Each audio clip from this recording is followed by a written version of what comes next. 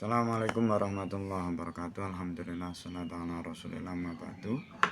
Balik lagi kita akan mengkaji kitab Al-Matnu Syarif Al-Mulaqab Al-Mulaqab bi Fathil Latif, karya dari Syekhona Khalil Bangkalan, dan pembahasan kali ini terkait rukun-rukun dari sholat jenazah. Langsung saja masuk pembahasannya. Bismillahirrahmanirrahim. Warkanu sholatil janazah itu utai bira-bira rukun sholat jenazah iku sabatun ono pitu. Al-awwalu utai kang pertama iku niyatun niat. Tsani utai kang nomor loro iku arba'u takbiratin, papat bira-bira takbir. Asalisu utai kang nomor telu iku al-qiyamu jumeneng alal qadiri ing atase wong kang mampu. Arabi utai kang nomor papat iku qiraatul Fatihati, maca Fatihah ba'da takbirati ula ing dalem sawise takbir kang pertama. Al-khamisu tekan nomor 5 iku sholawat ala nabi ing atase Kanjeng Nabi sallallahu muga tetep rahmat ing Gusti Allah iku alaihi ing atase Kanjeng Nabi wasallam lan keselamatan. Batasaniate ing dalem sawise takbir kang kedua. Sadisu tekan nomor 6 iku doa lil mayyiti kedue lil mayyiti kanggo mayit. Pada salisate yang dalam sawise takbir kang nomor telu. Asabi utai kang nomor itu ikut taslimatu salam al-ula kang pertama. Pada rabiati yang dalam sawise takbir kang nomor 4. Bismillahirrahmanirrahim. Dalam kitab ini Syekhona Khalil menjelaskan bahwa rukun sholat jenazah itu ada 4, ada 7. Rukun sholat jenazah itu ada 7. Yang pertama niat. Sama dengan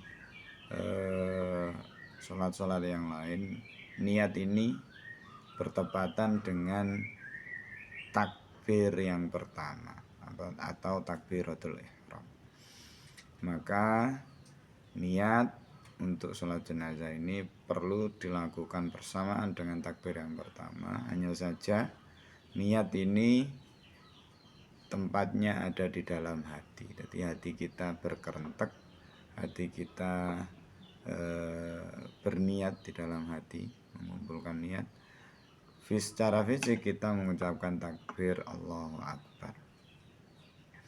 Yang kedua, rukun yang kedua yakni 4 takbiratul ihram. 4 takbir.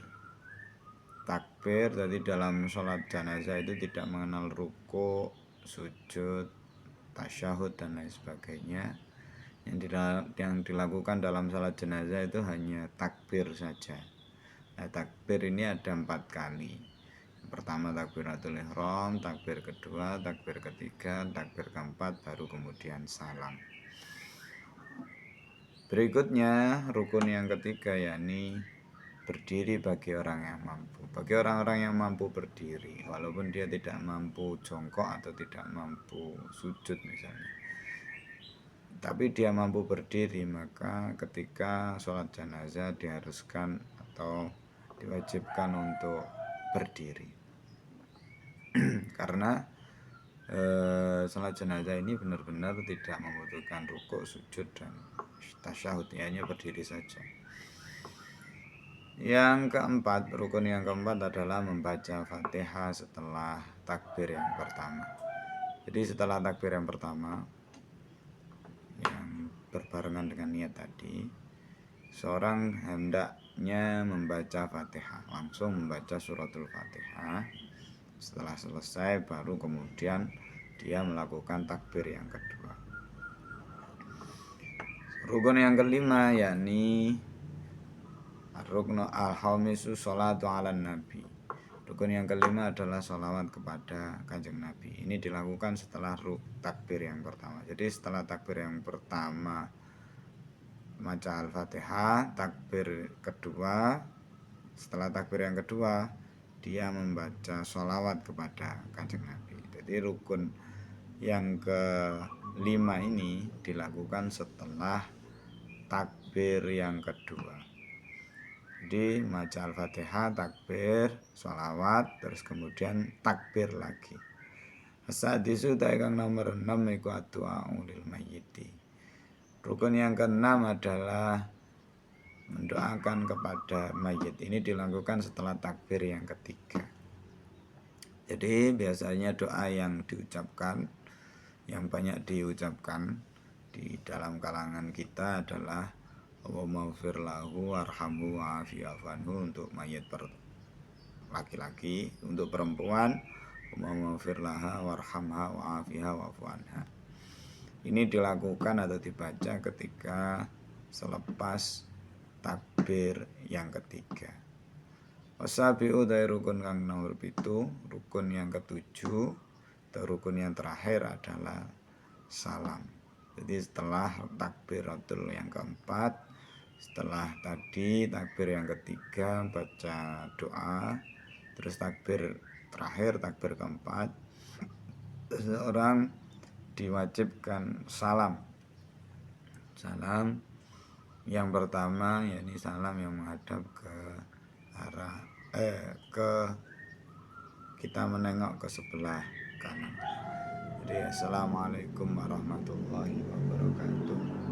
Terus kemudian salam yang berikutnya yang ke kiri itu hukumnya sudah tidak wajib lagi atau bukan rukun, alias sunnah, boleh dilaksanakan seperti itu.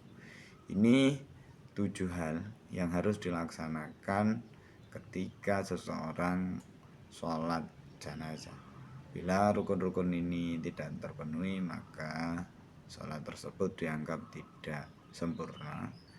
Karena ini termasuk rukun, maka ketika meninggalkannya dengan sengaja, dia dianggap tidak sah sholatnya. Khairul kalam. Assalamualaikum warahmatullahi wabarakatuh.